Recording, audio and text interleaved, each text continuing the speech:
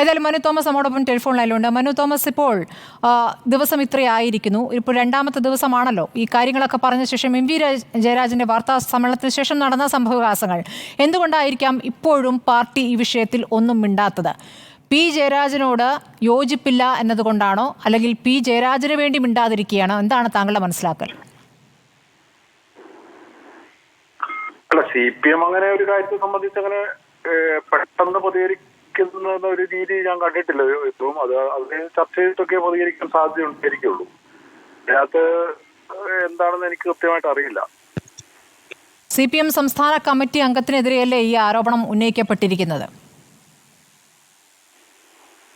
സാധാരണഗതിയിൽ പാർട്ടി പ്രതിരോധിക്കണ്ടേ?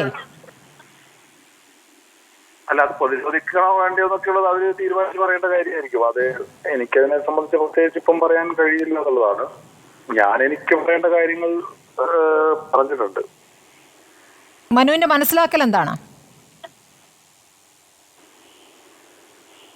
അല്ല, അത് ഞാൻ എങ്ങനെ മനസ്സിലാക്കി പറയാൻ പറഞ്ഞാൽ ശരിയാവില്ലല്ലോ. അല്ല, ഈ പാർട്ടിയെ അറിയാമല്ലോ, ചില കാര്യങ്ങൾ മാത്രം പറയാം, ചിലത് പറയേണ്ടതില്ല എന്നൊരു നിലപാടാണോ മനുവിനുള്ളത്? കാരണം പുറത്തേക്ക് ഇറങ്ങിയ ശേഷം മോശം പ്രവണതയെക്കുറിച്ച് താങ്കൾ പറയുന്നുണ്ട്. ആ മോശം പ്രവണതയ്ക്ക് ദൃക്സാക്ഷിയാണ് മനു.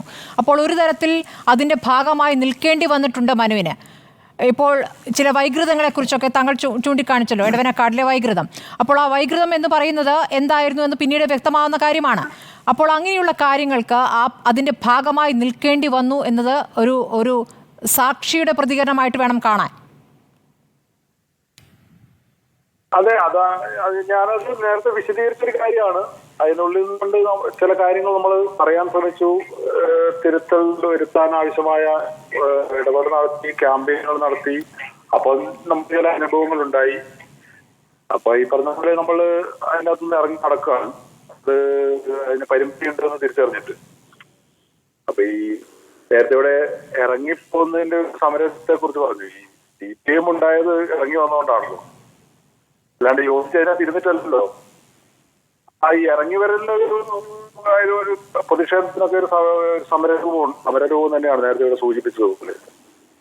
അപ്പം ഞാനങ്ങനെ ഒരു വ്യക്തിയായി ഇറങ്ങി വന്ന് ഞാൻ പിന്നെ നിശബ്ദമായി നിൽക്കാം. നിശബ്ദതയ്ക്കും ഒരു നിശബ്ദതയും ഒരു സമരമാണ്.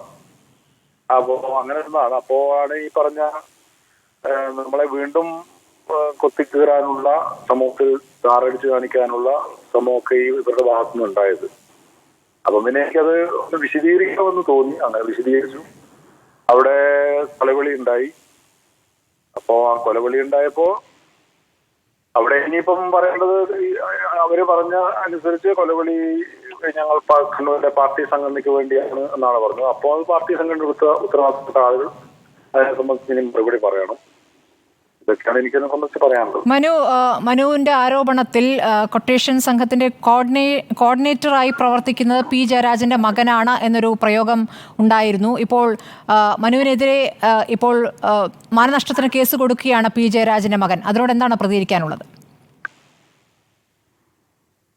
അല്ല, അത് നിയമ സംവിധാനത്തിനടുത്ത് വന്നല്ലേ, അവര് നിയമ സംവിധാനം ഉപയോഗിച്ചുകൊണ്ടിരിക്കുന്നല്ലേ. ഇത് നല്ല ഞാൻ സ്വാഗതം ചെയ്യുകയാണ്. നിയമത്തിന് അംഗീകരിക്കുകയും നിയമ സംവിധാനത്തെയൊക്കെ പിന്നെ ഉപയോഗിക്കുകയും ചെയ്യുക എന്നത് നല്ല കാര്യമാണ്. തീർച്ചയായും ഞാനും നിയമം പഠിച്ച ആളാണ്, നിയമത്തെ ബഹുമാനിക്കുന്ന ആളാണ് ഞാൻ. അപ്പൊ അതുകൊണ്ട് തന്നെ ആ വഴിക്ക് തന്നെ പോവുക എന്നുള്ളതാണ്. അവർ ഈ നിയമത്തെയൊക്കെ ആളുകളെ കൈകാര്യം ചെയ്യുന്നതിന് നിയമമൊക്കെ ഉപയോഗിക്കാൻ പറ്റുമെന്ന് തിരിച്ചറിഞ്ഞ നല്ല കാര്യമാണ്.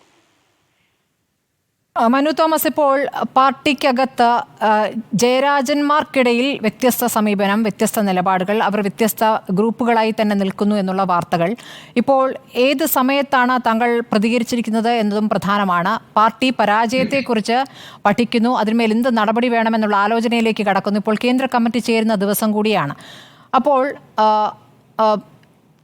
എന്തെങ്കിലും തരത്തിലുള്ളൊരു തിരുത്തൽ നടപടി ഉണ്ടാകും. ആ തിരുത്തൽ നടപടി കണ്ണൂരിലെ തന്നെ ഒരു നേതാവിനെതിരെ ഉണ്ടായേക്കാം എന്നുള്ള അഭ്യൂഹങ്ങൾക്കിടെയാണ് താങ്കൾ പി ജയരാജനെതിരെ ഒരു ആരോപണം ഉന്നയിക്കുന്നത്. അത് മറ്റു ചില നേതാക്കൾക്ക് വേണ്ടിയാണ് എന്ന ആരോപണം വന്നാൽ അതിനെന്താണ് മറുപടി? എനിക്കങ്ങനത്തെ യാതൊരു തരത്തിൽ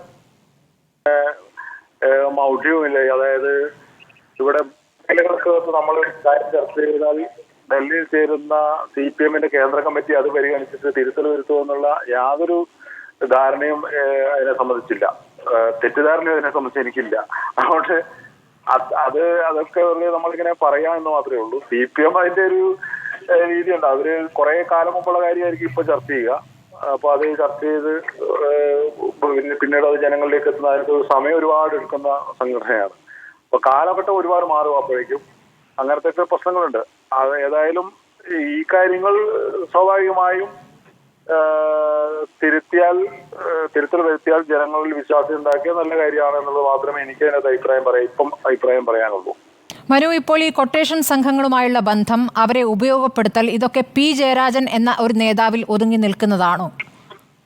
വേറെ ആരെക്കുറിച്ചും താങ്കൾ പറഞ്ഞതായി കേട്ടില്ല. ഞാൻ ഈ പറഞ്ഞ ആളുകളുടെ പേര് ഞാൻ പറഞ്ഞില്ലല്ലോ. ശരി, അവർ സ്വയം വെളിപ്പെടുകയായിരുന്നു.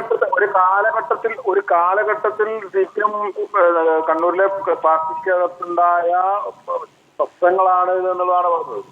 അപ്പോ ഞാൻ ആരുടെയും പേര് ഇപ്പോഴും ഞാൻ പറഞ്ഞില്ലല്ലോ. ആ പ്രത്യേക കാലഘട്ടത്തിൽ താങ്കൾ അതിനോട് കലഹിച്ച് ഇറങ്ങിപ്പോവുകയും ചെയ്താണല്ലോ. ആ കാലഘട്ടം ഇപ്പോൾ കഴിഞ്ഞിരിക്കുന്നു. ഇപ്പോഴും ആ പ്രവണത തുടരുന്നുണ്ട് എന്ന് വ്യക്തമല്ലേ? തീർച്ചയായും. അപ്പോൾ അതിന് ഉത്തരവാദിത്തം വേറെ ആർക്കൊക്കെയാണ്? ഇപ്പോൾ പാർട്ടിയുടെ നേതൃത്വം വഹിക്കുന്നവർക്കും അതിന് ഉത്തരവാദിത്തമില്ലേ? അല്ല, തീർച്ചയായും ആരാണോ പാർട്ടിയുടെ നേതൃത്വത്തിലുള്ള ആളുകൾ അവരെല്ലാം ഇത്തരം കാര്യങ്ങളെ അഡ്രസ് ചെയ്യേണ്ടവരാണ്.